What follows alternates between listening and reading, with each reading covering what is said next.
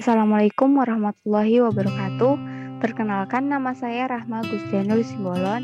Di sini saya akan mempresentasikan laporan akhir proyek saya dengan judul mengembangkan perangkat pembelajaran pada mata kuliah perencanaan pembelajaran matematika yang diampu oleh Asisten Profesor Dr.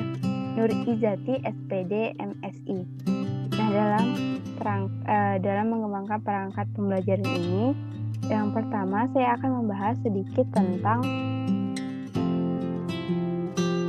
perangkat pembelajaran. Di sini perangkat pembelajaran itu adalah sebagai alat kelengkapan yang digunakan untuk membantu pembelajaran. Kemudian di perangkat pembelajaran ini ada komponen perangkat pembelajaran. Yang pertama itu ada program tahunan, yang kedua ada program semester, silabus rencana pelaksanaan pembelajaran atau RPP, kemudian ada instrumen penilaian, kemudian ada bahan ajar. Dalam komponen perangkat pembelajaran yang sudah dikembangkan ini, saya akan merinci pada bagian bahan ajar. Tetapi saya juga akan menjelaskan sedikit mengenai produk-produk yang sudah saya selesai kembangkan. Yang pertama itu ada program tahunan. Program tahunan itu adalah program umum setiap mata pelajaran untuk setiap kelas, berisi garis-garis besar yang hendak dicapai dalam 1 tahun dan dikembangkan oleh guru mata pelajaran yang bersangkutan.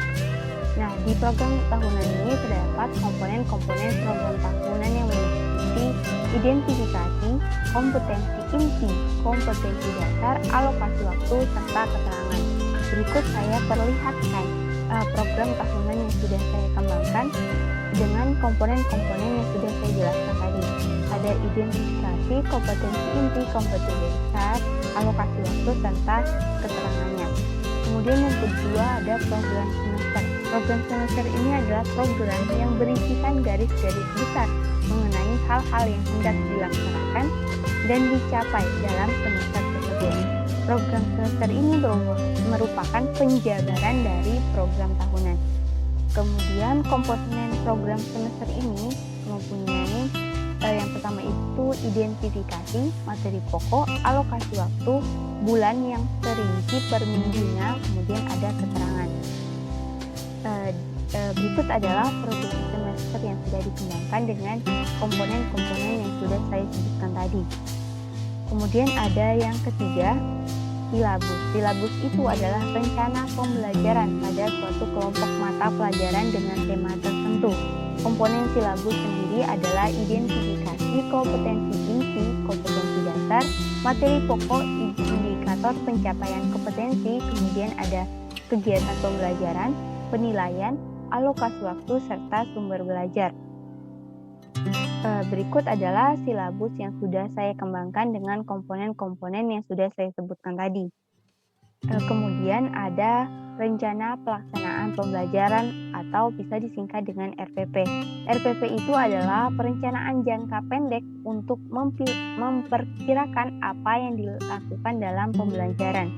Komponen RPP adalah yang pertama itu ada identitas mata pelajaran, kompetensi inti, kompetensi dasar, tujuan pembelajaran, indikator pencapaian kompetensi, materi ajar, metode pembelajaran, langkah-langkah pembelajaran, alat atau bahan atau sumber belajar, kemudian ada penilaian.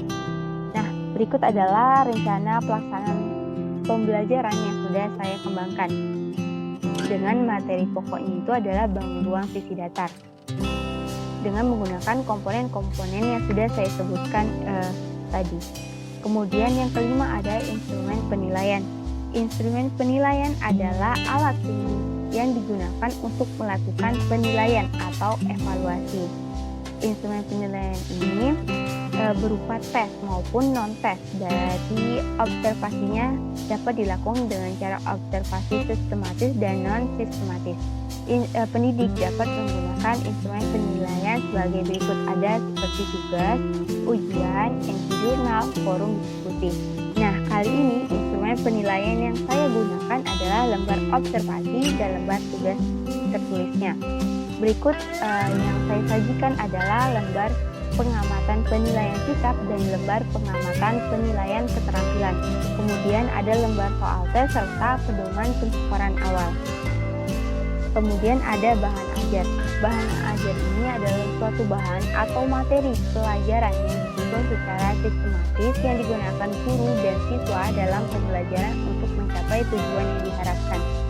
Bahan ajar yang dibuat kali ini adalah LKPD atau Lembar Kerja Peserta Didik.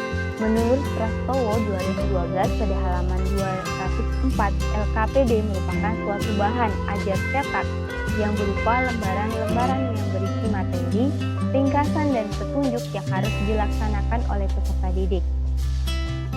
Nah, di lembar kerja peserta didik ini terdiri dari 6 unsur utama yang meliputi ada judul, petunjuk belajar, kompetensi dasar atau materi pokok, informasi pendukung, tugas atau langkah kerja dan penilaian. Kemudian ada syarat penyusunan LKPD, kemudian akan saya jelaskan tentang langkah-langkah penyusunan LKPD-nya. Yang pertama saya akan menjelaskan syarat penyusunan LKPD. Yang pertama ini ada syarat didaktik. Yang pertama itu memperhatikan adanya perbedaan individual. Kemudian menekankan pada proses untuk menemukan konsep-konsep. Kemudian memiliki variasi stimulus melalui berbagai media dan kegiatan siswa. Kemudian dapat mengembangkan kemampuan komunikasi sosial, emosional, moral, dan estetika pada diri siswa. Kemudian ada pengalaman belajarnya ditentukan oleh tujuan pengembangan pribadi siswa, bukan materi ajar pelajaran. Kemudian syarat yang kedua adalah syarat konstruksi. Yang pertama, menggunakan bahasa yang sesuai dengan tingkat perkembangan kognitif siswa, menggunakan kata-kata yang jelas, memiliki tata urutan pelajaran yang sesuai dengan tingkat kemampuan siswa, menggunakan kalimat yang pendek dan sederhana, memiliki tujuan pembelajaran yang jelas, serta manfaat dari pelajaran itu sebagai sumber motivasi.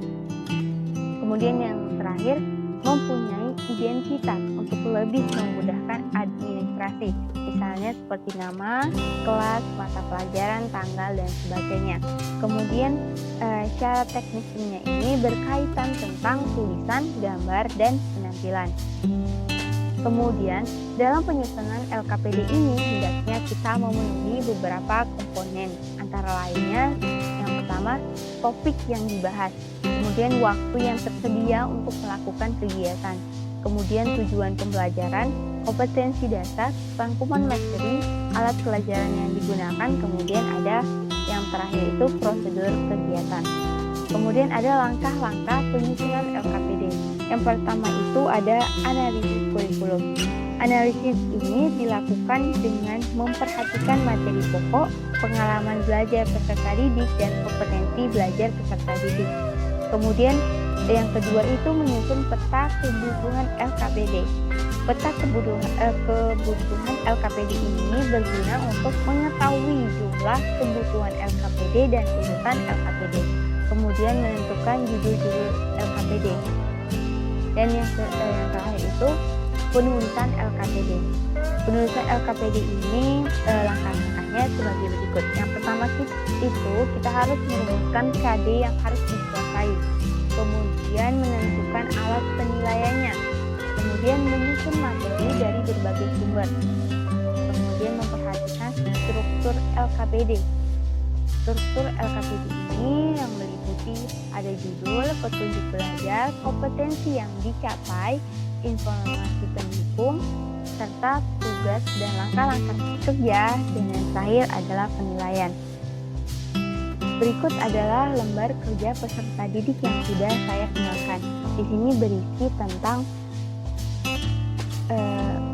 identifikasi yang pertama, kemudian di dalamnya ada kompetensi dasar, indikator, kemudian ada tujuan pembelajaran, petunjuk belajar, kemudian ada menjelaskan tentang model pembelajarannya, kemudian ada langkah-langkah model pembelajaran yang saya ambil. Di sini saya mengambil model pembelajaran berbasis masalah atau problem based learning. Kemudian yang di akhirnya ini saya memasukkan 5 langkah dalam pengembangan model pembelajarannya. Sekian dari penjelasan saya. Wassalamualaikum warahmatullahi wabarakatuh.